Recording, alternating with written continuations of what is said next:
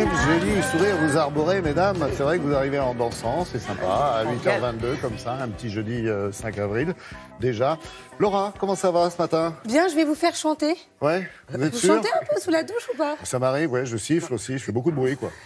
Parce que finalement, lorsqu'on aime une chanson, elle rentre dans notre tête, on la prend par cœur et on retient un petit peu ce qui est dit à l'intérieur. Très bien. Bien, c'est le concept de ce jeune homme qui s'est dit, et si on apprenait aux enfants en chantant? Oui, Ça a existé pour l'alphabet. ouais, avec Michel Sardou aussi. Oui, Chantal Goya s'y était collé Il avec apprenait ses l'alphabet. leçons comme ça. Donc, exactement, en chantant. Mais c'est exactement le concept de la chanson de Michel Sardou. C'est-à-dire, on apprend en chantant toutes les matières. C'est ça, vous allez voir, c'est pas uniquement l'histoire. Les maths, Même je les comprends, maths, mais le français, je plaisante. vous apprenez tout. Pour l'instant, ça concerne la 4e et la 3e, mais le but, c'est que ça se développe pour tous les niveaux scolaires. Je trouve le concept absolument génial. Il est validé évidemment par les professeurs académiques et ça fonctionne. Regardez, je suis allée rencontrer le cofondateur de Studitrax. Le théorème de Thalès est utilisé pour calculer des longueurs. Le théorème de Thalès... Studitrax, c'est une application qui permet en fait d'étudier, de réviser ses cours en musique.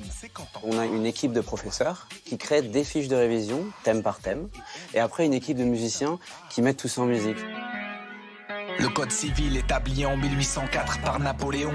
Il est très simple de se rappeler, de mémoriser les paroles de chansons.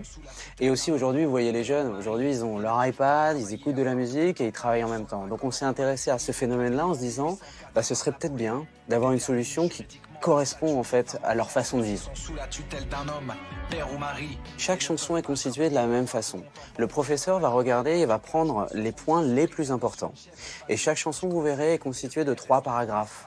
Et dans chaque paragraphe, on va répéter la même notion 3 fois. Les scientifiques qui travaillent avec nous nous disent qu'effectivement 3 fois c'est le chiffre magique, c'est là où le cerveau capte le mieux l'information.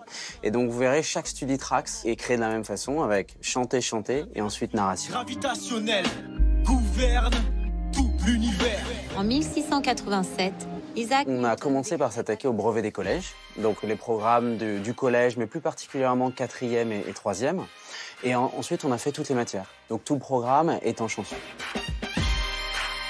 On a énormément de demandes de professeurs, de l'éducation nationale, de parents qui me disent « Est-ce que vous pourrez me faire juste cette chanson, vous ne l'avez pas ?» Pour l'instant, on en a 125 en français. Et donc du coup, voilà, on est en studio et on travaille.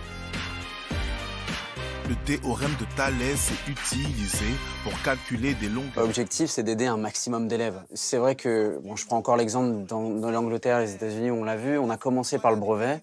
Et après l'engouement qu'il y a eu, on a tout de suite rapidement proposé le baccalauréat. En France, on a de grosses ambitions. On va faire le bac. Alors, on a aussi des demandes sur le primaire, donc il va falloir qu'on sélectionne un petit peu. Mais septembre, bac, ça me semble cohérent. Ça te va comme ça ou tu veux les refaire? Je vais le doubler.